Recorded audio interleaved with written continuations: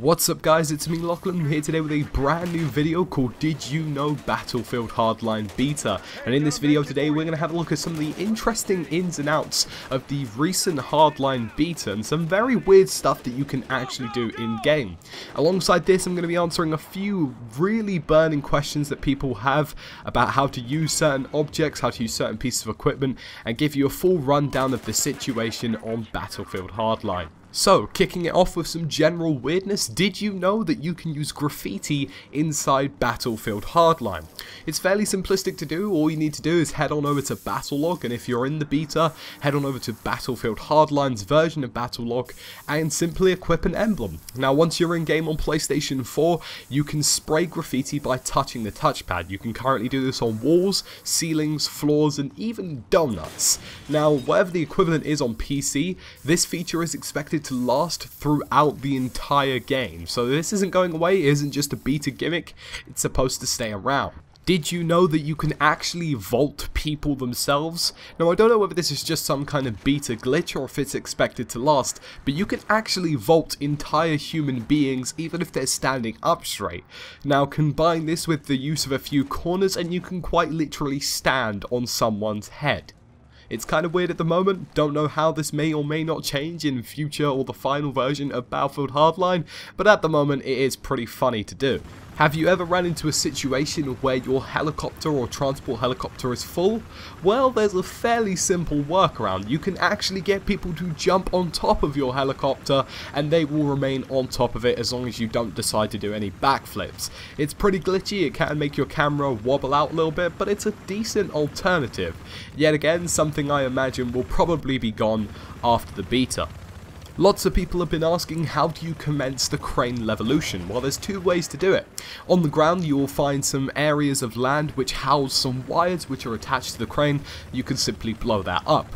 But a more efficient way to do this is using a helicopter. Using the rotor blades on a helicopter, you can actually fully snap these cables and take down a crane. Pretty useful if you're coming under fire or possibly just want to shake up the match a little bit, and it does leave a fairly significant dust cloud once you've finished it off. Did you know that Dinosaurs and Sharks are making a grand return to Battlefield Hardline?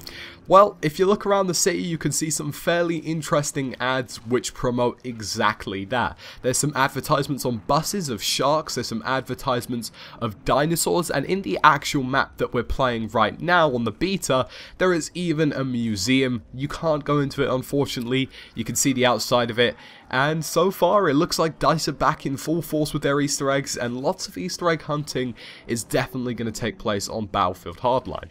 Now here is the first tip of this video, and that's how to change your sights. Now with the MG inside Battlefield Hardline, it's automatically preset to a 3.4 sight, which some people really dislike at the moment. Now it's fairly simplistic to do. You just need to go onto the customizations of your weapon, head onto your sights, and at the top of the sight selection you will see something called close range, medium range, or long range. Now by selecting this you can use any of the available close range, medium range, or long range sights and switch them up as you feel necessary. It's something that has in previous Battlefield games been fairly easy to access. In Battlefield Hardline it's a little bit more shrouded. Now this is probably the weirdest of the bunch. Inside Battlefield Hardline, if you suddenly decide that you're going to beat your teammates, they will smile back at you. Now I'm not even joking here. Inside the game, should you decide to go ham on your teammate with a police baton, he will look back at you and creepily smile. I have no idea why it exists in the game, and it's just strange, so feel free to insert whatever police brutality jokes that you want. The street will chirp at you should you decide to walk across the road or jaywalk, literally no reason why, but an alarm sounds off and it sounds like a bird having a hissy fit. There is a really stupid piece of equipment inside the game called Survivalist. It's a little injection needle, and when you die you can bring yourself back to life. Literally, try and work out the logic yourself here, but this piece of equipment allows you to revive yourself in game. You can only do it once, but it still makes no sense and it still creates completely imbalanced gameplay. Dear gods know how this even got into the frickin' game, I don't know. Hopefully it's removed very soon. Did you know the bridge on the beta map High Tension can actually be destroyed? There are support beams under the bridge that you can destroy, which will take down and collapse certain parts of it. This can make some fairly interesting ramps should you use them correctly. Did you know you can turn the sirens on the police cars off and on whenever you want? Just click into the left analog to do so.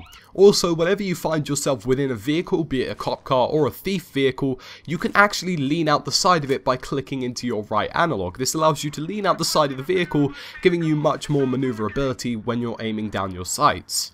Did you know Battlefield Hardline has incredible vehicle hit registration? Now what this allows you to do is whenever you find yourself up against a vehicle, bullets that you fire against it or fire against the infantry inside it will almost 100% land. They're no longer just randomly deflected and take no damage as they did in Battlefield 4, and this even allows you to melee people out of vehicles. Should you see an enemy in a driver's seat or even a back seat leaning out the side of a car or even in a truck, you are allowed to hit him out of a vehicle using a knife, bat or police baton. It's pretty insane to see. I'm hoping to see a bit more destructibility and a bit more of this registration influencing the final product. Did you know the zipline crossbow on Battlefield Hardline can actually kill people? Now this crossbow comes with 100% damage and unlimited ammo, and should you manage to hit the right angle, you're allowed to fire this crossbow at enemy players, killing them instantly. I can imagine as private servers roll out, zipline only servers will suddenly become a thing. Did you know a stun gun is incredibly effective in game? Should you stun an enemy player, you can enter an animation to interrogate them and reveal the position of every single enemy on the map to your teammates. Should you also stun gun a player twice, you can actually completely kill him.